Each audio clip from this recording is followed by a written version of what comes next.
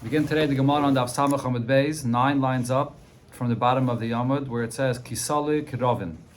The Gemara here brought a drasha. Abaye brought a drasha from Rabbi Shmuel that learns by the Bechair that Kachim Kalim, that's even karbanis that you could eat in the entire Yerushalayim. But if the Mizbeach and the Beis HaMikdash are not standing and the Mizbeach is not complete and whole, you can't eat from this carbon. And that includes even in a case where you shechted the carbon, you sprayed the blood, you did all the avodah properly on the Mizbeach itself, but if afterwards it was destroyed, and now you want to eat the carbon, or even there was a pagam, there was just a blemish in the Mizbeach, and you want to eat from the carbon, you can't eat from the carbon if the Mizbeach is not there in its place, 100% whole. And he brought a drasha, it's learned out from the Bechair, you compare the dam to the basar, or the basar rather to the dam. Just like the dam has to be sprayed on a whole Mizbeach, the same is also regarding eating the basar of the carbon, it has to be only when the Mizbeach is whole. That was Abaya. Yeah. What we do today, picking a pen, is that a relationship to the Indian Bechor or no? Different Indian. Completely different Indian. Okay. Let's see the Gemara. Yeah. That's what I want to know. With the carbon for the Bechor. Yeah. What are we carrying out? Today we can't bring that carbon at all. Not possible. You have to wait until it has a mum. Today it doesn't apply. Okay. Zok the Gemara. Kisalik Ravin. Now when Ravin went to Eretz Yisrael, Amr l'shmaita kamei Rabbi Yirmiyah. He repeated this halacha of Abaya that learned out from what Rabbi Shmuel said, and he repeated it all in front of Rabbi Yirmiyah. And Omar and Rabbi Yirmiyah said, Bavloi tipshoy, the Babylonians are fools. Amtul the Yasvi ba'arach hashreicha, because they live in a dark land. Amri shmaita, so therefore they say a halacha de machashke, that's dark, because he didn't agree to this halacha that by kachim kalim, if the mizbeach is not whole, that you can't eat from it. And he said, why not? Did they not hear of Hodatanya, of this that it says in the Braisa?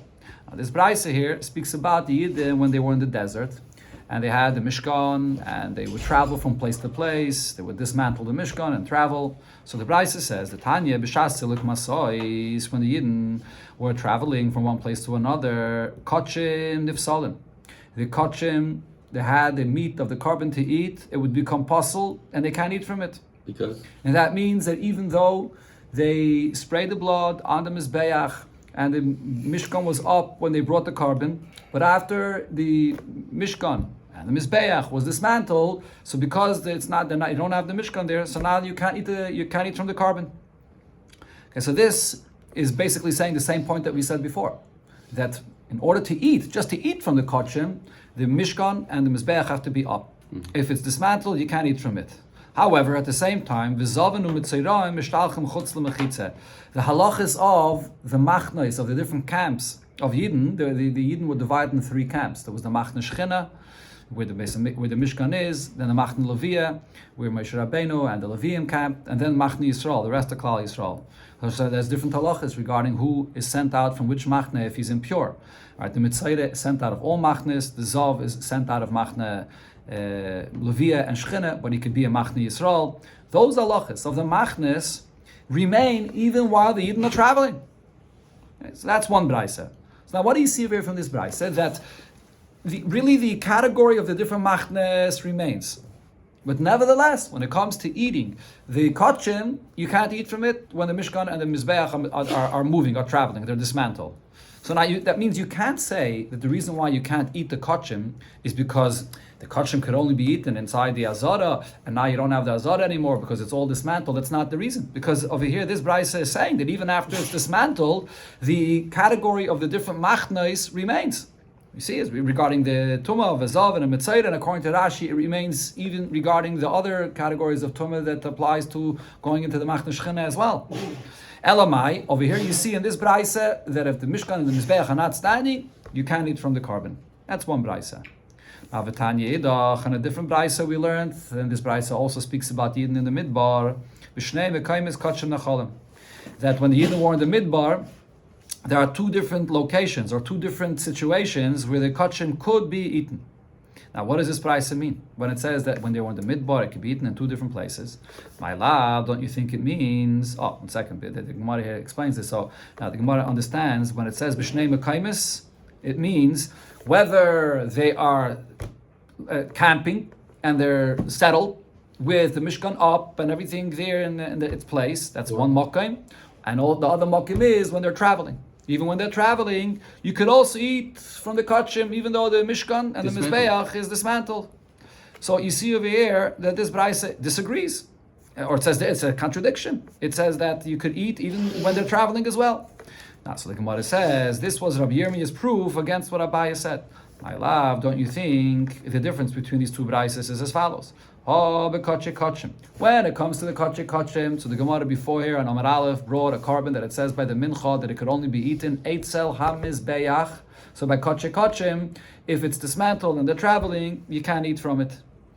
Oh, bekotchim kalim. But when it comes to kotchim kalim, that is not included in that pasuk by the mincha and by kotche kotchim. So kotchim kalim, we say that you can eat from the carbon even if it's all dismantled. Therefore, this goes against the point that Abaye said that even by kotchim kalim, you can't eat if the mizbeach and the mishkan is not up. My love is part of the question? Again? My love is part Yeah, of the question? yeah. This is his proof. He's explaining why these two braises are not a contradiction, and that leads you to the conclusion that by kotchim kalim you could eat even if the mizbeach is not up. What does Kachim Kalim have that Kachim Kachim? What's the difference in that? The pasuk that the Gemara brought before by kotche kotchim, there's a pasuk where it says clearly eitzel mizbeach, and by kotchim kalim, Abaye learned it out from a hekish by the Bechor, comparing the basar to the dam. So apparently this brayse does not hold to that hekish, and therefore you could eat it even if the mishkan and the mizbeach are not up. So the Gemara answers, Ravina says, this is not a question on Abaye that brought a source from Rabbi Shmuel. Why? Because I can tell you it's taka machlokes. Yidi vidi bekotchim kalim. Both of these braises that speak about eating the carbon, and when the Yidden were in the midbar and they were traveling with the Mishkan, it's speaking about kotchim kalim. Now, so there's no contradiction here because it's a machlokes. V'loy kashya ha Rabbi Shmuel. The braise that it says that they could only eat from the carbon when the Mishkan is standing, but as soon as it was dismantled, the lashon of the brayse was nifsalin. This is Rabbi Shmuel that was brought before here on Zevochim Beis. That, as I mentioned, he learns out the hekish of the basar to the dam by the Bechor to say that just like the dam needs the mizbeach, the basar needs the mizbeach as well. And Rabbanon, the other brayse though, is the Rabbanon that disagree with this. In another place, Rabbanon learn out that same hekish of the basar to the dam by the Bechor for a different subject, and therefore they don't hold of this hekish to say that you can't eat from the basar if the mizbech is not standing. And therefore, when they were traveling in the midbar with the mishkan, you're able to eat from it. So that's a machlokes. That's one answer. Another answer, the Gemara says, or I can tell you that Bachlal, these two braises, is speaking about a different subject. Ha v'ha bekotche kotchim. Both of them are speaking about kotche kotchim, and nevertheless, it's still the braise when it says, so now the first braise is speaking about kotche kotchim, and it says that once you dismantle the mishkan, so then it's pasul. You can't eat from kotche kotchim, so that's poshet because of what we brought before and Daf Samech, a pasuk that says, as I mentioned, that v'chlu eitzel mizbeach. You have to eat it only when the mizbeach and the mishkan is standing. Now, what does it mean in the other braise when it says shnei mekaymis? That you could eat from the kotche kotchim in two places. So before the Gemara understood, what does Shnei Mekaymis mean? Shnei Mekaymis means whether when they're settled and the Mishkan and Mizbeach are up, or even when they're traveling. But now the Gemara says, no, Shnei Mekaymis means something else. Or my Shnei Mekaymis, what does it mean when it says in both places? One is Kaidim Shiyamidu Leviim Esam Mishkan. One is before the Leviim put up the Mishkan. And so they, in other words, when they came and they were traveling, and they did not yet put up the Mishkan, they already settled, but they did not yet put up the Mishkan and the Mizbeach. Okay, now you want to be able to eat then, before they put it back up. And or even after they dismantled and took apart the Mishkan when they're getting ready to travel. Okay, now, so when you read the simple pshat of the Gemara, what is the Gemara here saying? That in both of these cases, what happened is they came, they arrived, and they did not put up the Mishkan yet. Right? They did whether when they arrived they didn't put up the Mishkan yet, or when they were getting ready to travel and they already dismantled they took off the main point over here, as Rashi explains, is they took off the kloyim. The kloyim, that's the main thing. You don't have the curtains around and around to be able to eat over there inside the kotche kotchim. Okay. There's a important Rashi here that explains a detail in the Gemara. But let's just see the continuation of the Gemara, and then we'll get back to how Rashi explains this Gemara. So the Gemara continues and explains. I would think that over here, what happened? They're getting ready to travel, or they arrived, but they didn't put yet up the curtains and the Mishkan yet, but they already arrived. So now, in such a case, there's no Mishkan. and in both cases, right, you don't have the Mishkan, you don't have the curtains that are put up, and in both cases, the Braisa is saying that you could eat even from the Kachik Kachim. Why? Because the Mizbeach is up. As long as the Mizbeach is put up already, that's okay.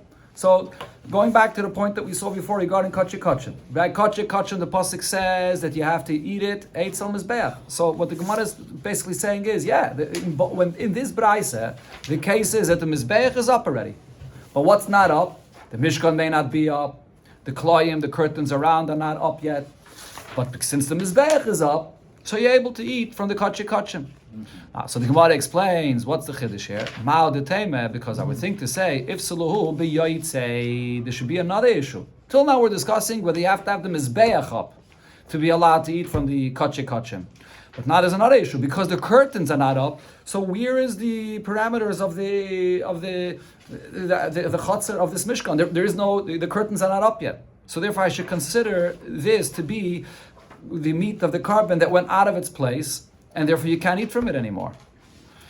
So Kamash Malan, therefore the Braisa is saying here that even if the curtains are not up yet, when they came and they settled, or when they were getting ready to leave and they dismantled, they already took down the curtains, nevertheless, you still could eat the carbon of Kachik Kachim as long as the Mizbeach is still in its place.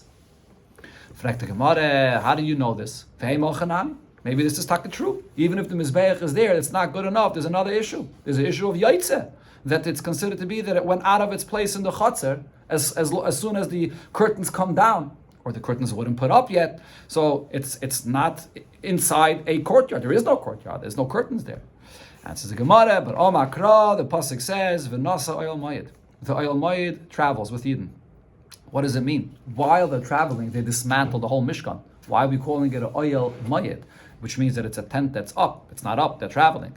This pasuk is teaching me, Aval pisha nasa. Even while Yidden are traveling, oyel mayid hu. It still has its status of an oyel mayid, and therefore, if they came into the place, or they were about to leave, even after they dismantled the Mishkan and the Kloyim, the curtains, nevertheless, it's still considered to be oil mayit, that the meat of the carbon did not leave its space, and you could eat the carbon even in that mokim, in these two mokaims here. That's the pshat in the Gemara here. If you take off the curtains, they're not going to shut. They're going to do. No, we're not talking about shechita. We're talking about eating now. We're talking about eating the carbon when the curtains are not up. There's no problem of yaitse. But you talk also about a kachim.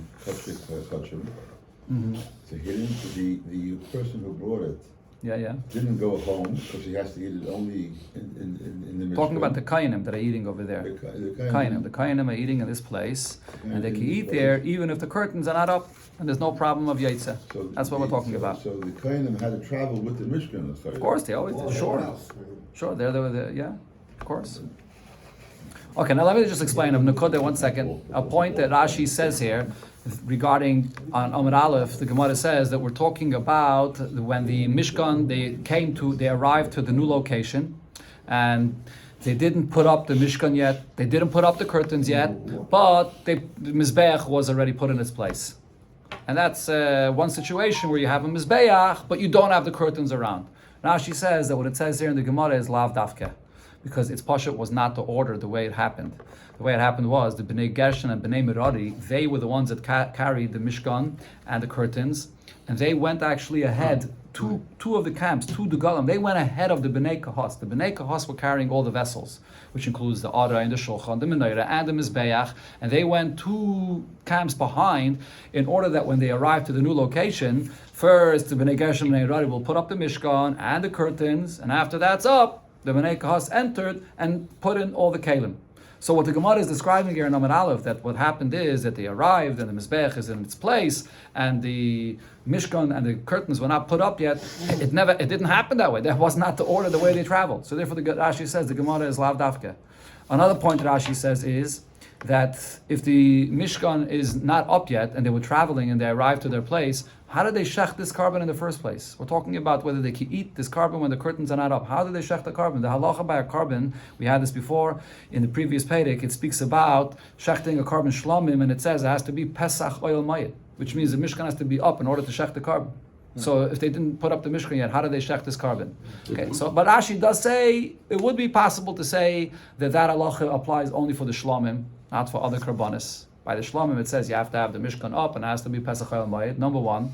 Number two, Rashi says it theoretically would be possible to say that for whatever reason, they were traveling out of order, even though it always was a Seder, that Bnei Gershon, Bnei Berari were ahead, and Bnei Kahas were behind, so they could be set up all in the right order, but it is possible that they traveled out of order, and then what the Gemara here says in Amar Aleph, that the Mizbeach is in place, and the Mishkan and the curtains are not up yet, would be possible. But the Ikka Pshat that Rashi says is that the Lashon of the Gemara here is Lav Dafke. What it's saying is, whether the entire Mishkan and the Mizbeach and the curtains are up, so then you can eat the kachim in it, obviously, and whether it's when they're getting ready to leave and they already took down the curtains, and they're dismantling the Mishkan already, and the Mizbeach is still there, you can also eat the kachim, because even if they're already dismantling and getting ready to travel, nevertheless, even while they travel, it's called the oil mayit.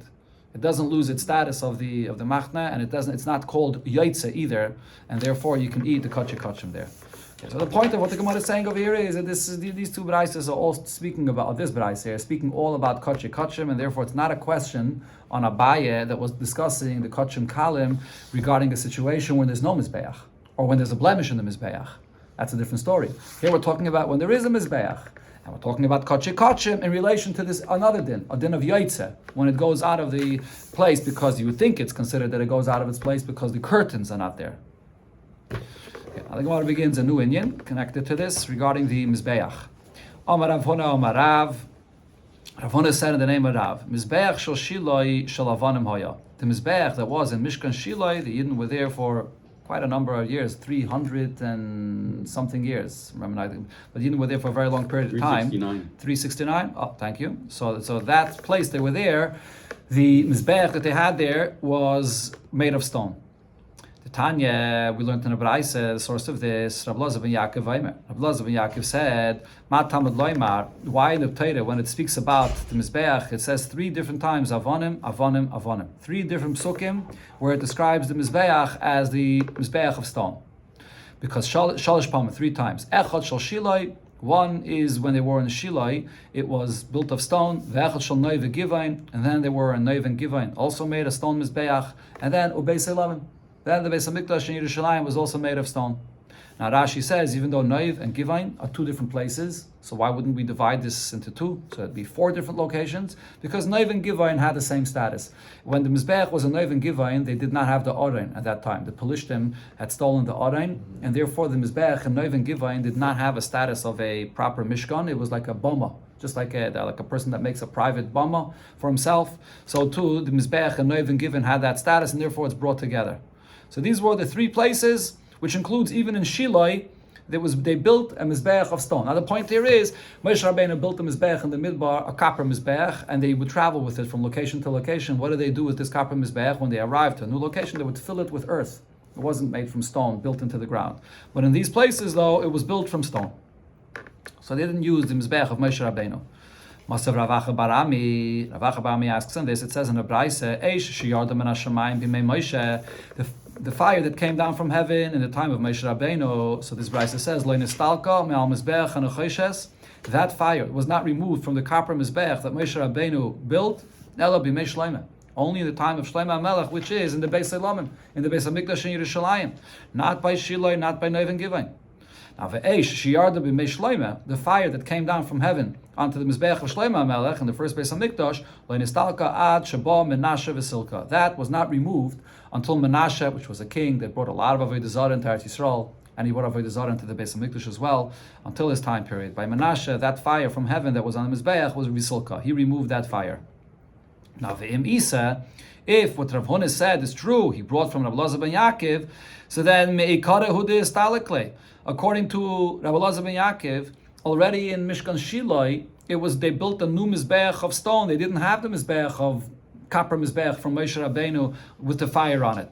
And over here, though, in this brayse, it says that they had the copper mizbeach of Moshe Rabbeinu until when? Until they built the Beis Hamikdash in Yerushalayim. So again, the question is, v'misa me'ekaro this talakle. That fire already left from before, not only by Shlomo Melech. Answers the Gemara, Hu da'amar k'Rab Nosson. What Rav Huna said follows the opinion of Rav Nosson. The Tanya, as we learned in the Brayse, Rav Nosson said, Mizbeach shel Shiloi. The Mizbeach that they built in Shiloi shel Nechoshes Haya was a copper Mizbeach, Cholol, it was hollow, but Umali Avonim. They filled it with stone, which is different than the way it was by Moshe Rabbeinu. By Moshe Rabbeinu, it was a copper Mizbeach, but they didn't fill it with stone.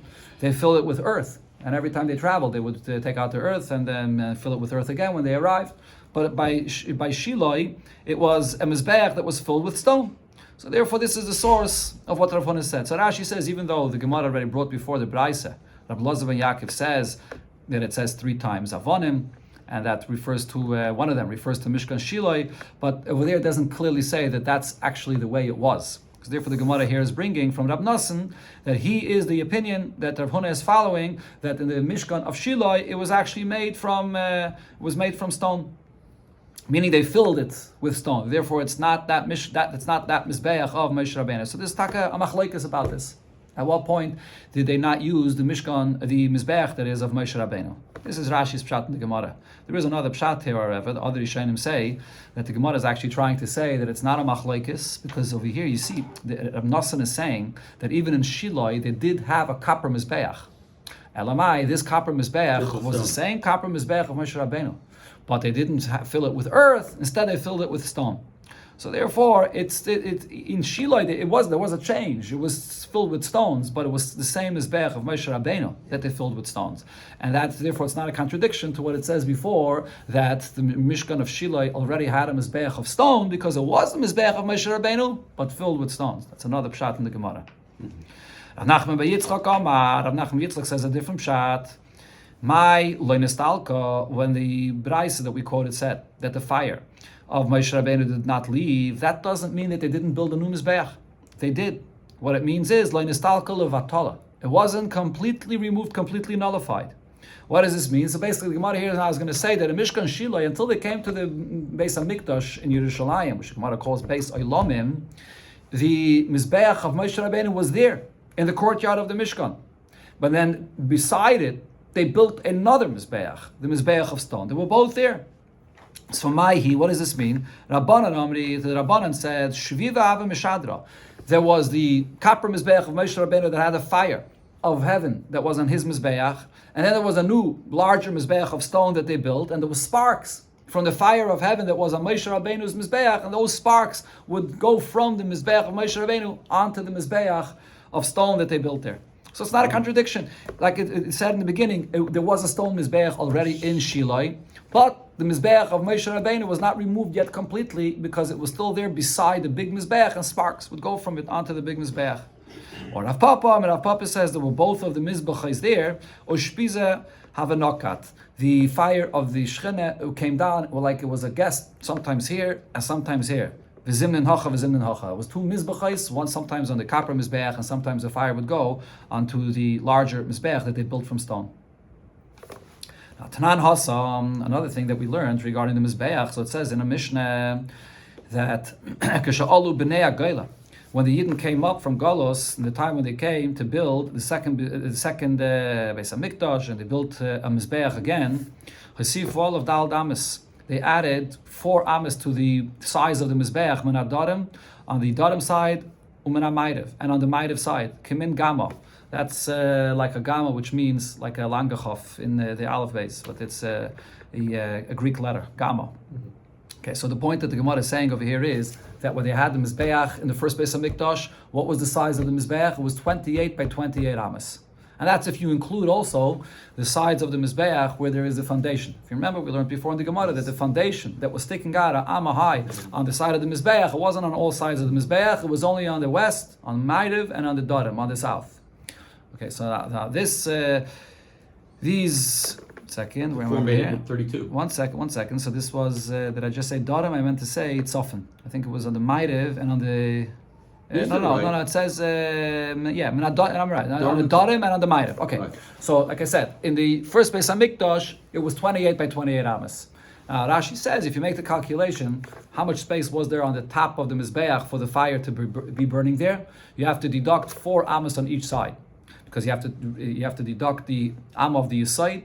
Then, if you go up the Mizbeach, if you remember, we learned the Mizbeach was made of different parts. You go up the Mizbeach, I think it's 5 amas up. So then you have the Soiviv, you have the ledge that goes around, that was another amma wide. And then there's the top part of the Mizbeach, then you have the corners, which were also the kronis, which were another amma wide. And then there was another amma, which was space for Kainim to walk around the Mizbeach, which has to be clear from any fire.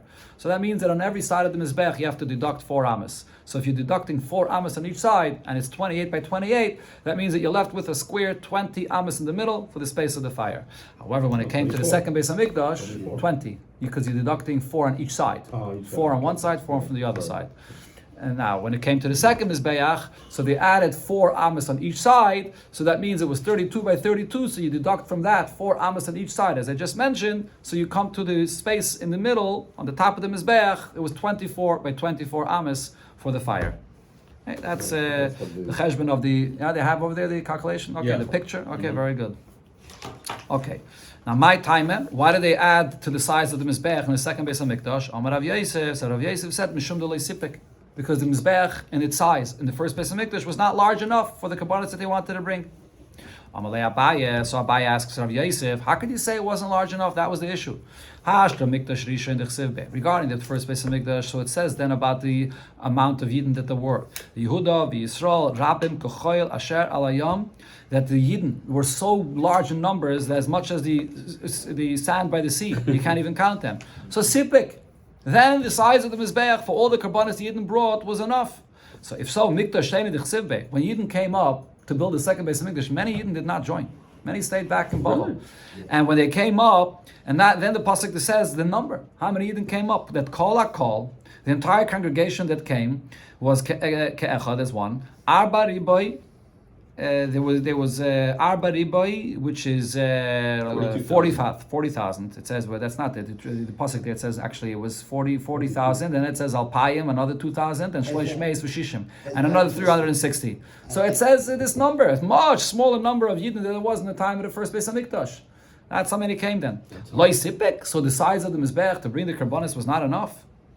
Amalei, so Rav Yosef answers Abaye, the reason is something else. Because Hassam, the time of the first Beis Hamikdash, Eish Shel Shamayim Misayatan.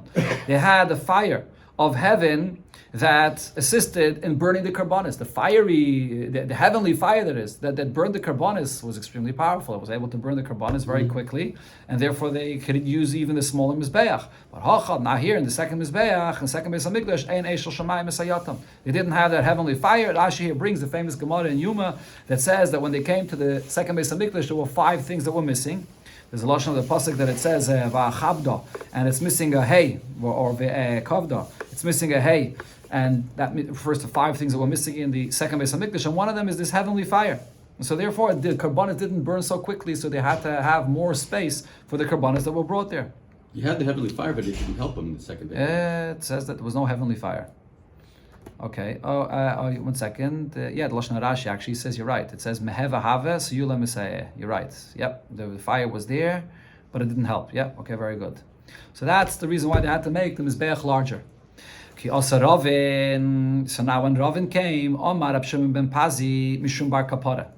So he said a different reason. And the name of Bar Kapara, why they enlarged the Mizbeach, has nothing to do with the space for the karbonis. Something else. This is regarding the wine or the water that's poured by the when you bring a carbon. Shitin Haisifu, they added a space in the Mizbeach that there should be now holes in the Mizbeach to pour the wine or the water into these holes that's going to go down into the Shitin. What were these Shitin? These Shitin were a hole that went all the way underground, all the way to the Tahaim, to the abyss.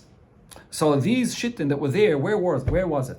It was by the corner of the Maravis Draimis, by the southwestern corner of the Mizbeach. That's where it was. Now what happened? In the time of the first Beis Hamikdash, these holes that were there, that went all the way underground, the Gemara describes in Masechta Sukkah how these holes went all the way very deep underground. So in the time of the first Beis Hamikdash, it wasn't on the Mizbeach itself. They would pour the wine or the water that they poured on Sukkot, they poured it in Chamayim, on the wall, on the side of the Mizbeach, not onto the Mizbeach itself. They would pour it down on the wall of the Mizbeach, and it would flow down the wall of the Mizbeach, and then it would go down onto the ground. And right there on the side of the Mizbeach, there were holes inside the ground that would go all the way under the ground. That was by the first Beis HaMikdash. In the second Beis HaMikdash, they enlarged the Mizbeach in order that those holes should not be on the top of the roof of the Mizbeach, and then they're going to pour the wine and the water inside these funnels that went down from the roof of the Mizbeach. It shouldn't be beside the Mizbeach. That's what changed. That's why they added space into the Mizbeach. And the Gemara explains why they changed this. Because Meikadis, in the beginning, they held as follows. Mizbeach Adama. Torah says the Mizbeach has to be with earth. What does it mean, Adama? Shu otum ba'adama. Mizbeach has to be completely solid, closed, not anything that's hollow in the Mizbeach. And therefore, you can't make these shittim, you can't make the funnels where you pour the wine and the water going through in the Mizbeach itself, because it has to be completely solid, like earth, without any holes in it. So they had it where? On the side of the Mizbeach. And as I mentioned, they poured the water and the wine down at the wall of the Mizbeach, and it went into the holes that was on the ground, right near the Mizbeach. But then when they came and they built the second Beis HaMikdash, they changed the opinion. And now they darshan differently. And they said, Shtiya ka'achila. Drinking is like eating, which means that just like the Mizbeach, you have the karbonis that are burnt, have to be burnt on the Mizbeach itself. The same thing is also with the liquids that are poured on the Mizbeach. It has to be consumed by the Mizbeach, or taken in by the Mizbeach itself. So, and therefore, they had to have now the shittin in the Mizbeach itself. So they enlarged the Mizbeach so that it could now be on top of those holes that were on the ground, and they made the holes that went straight through from the roof of the Mizbeach down into that place in the ground. And that's where they poured it now on them, and then the top on the Mizbeach itself. Now, my Mizbeach Adama, after they changed their understanding that it has to be on the Mizbeach itself, so how do they translate what it says in the Torah that it has to be Adama, which means it should be solid, no hole in it. So, but here now they built a section of the Mizbeach that has these funnels inside the Mizbeach itself. So the answer is Adama means something else. Shu mechuber la'adama. All it means is that it's connected, that it's built in, it's connected to the ground, but not that the Mizbeach itself cannot have these funnels in it. And that means Shelo yivnu al gabi kefin, do not build the Mizbeach on top of arches, and not on top of any caves, anything that's hollow under the ground. That's the pshat. That's why it says here that they enlarged the Mizbeach in the second Beis HaMikdash. So we have over here two pshatim why they enlarged the Mizbeach in the second Beis HaMikdash. There's another pshat here and another discussion about this that the Gemara continues on Daf Samach Beis.